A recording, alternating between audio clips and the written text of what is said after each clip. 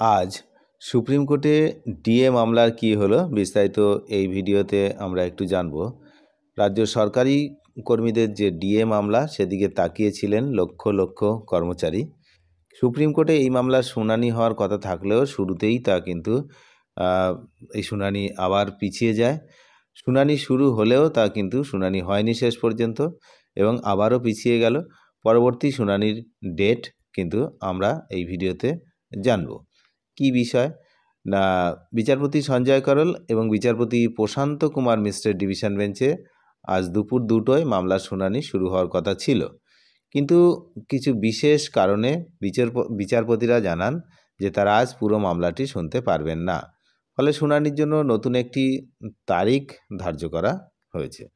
তাহলে বিষয়টা কি না, বিচারপতিরা জানিয়েছেন যে তারা বিশেষ কারণে বিচারপতিরা জানিয়েছেন আজ পুরো মামলাটি শুনতে পারবেন না। এখন এই বিশেষ কারণ কি সেটা কিন্তু কিছু জানা যায়নি।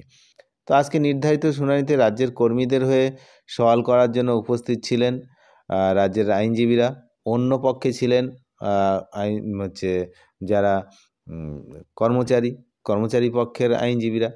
তো সবাই উপস্থিত ছিলেন এবং সবচেয়ে বড় বিষয় যে বিকাশ রঞ্জন ভট্টাচার্য তিনিও উপস্থিত ছিলেন, করুণানন্দী ম্যাডাম তিনিও উপস্থিত ছিলেন, মিস্টার পাটিল ছিলেন।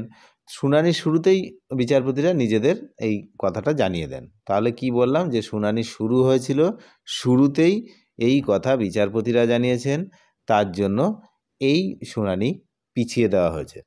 তার মানে কি আজকের শুনানি যে পিছিয়ে গেল কাদের জন্য, না রাজ্য সরকারের জন্য, না কোনো কর্মচারী সংগঠনের আইনজীবীদের জন্য, এটা হচ্ছে বিচারপতিরা নিজেদের অপারগতার কথা জানিয়েছে।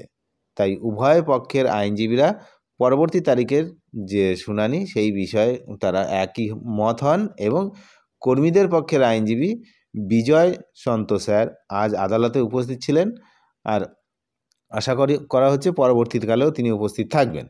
কিন্তু উপস্থিত থেকে কি হবে যদি শুনানি দিনের পর দিন এরমভাবে পিছিয়ে দেওয়া হয়? কি কারণ কে জানে, আজকে শুনতে পারবেন না তারা। যাই হোক, ডিএ মামলার পরবর্তী শুনানির জন্য যে ডেটটা ধার্য করা হয়েছে সেটা হচ্ছে ঠিক 1 সপ্তাহ পরে, অর্থাৎ সোমবার 8ই সেপ্টেম্বর।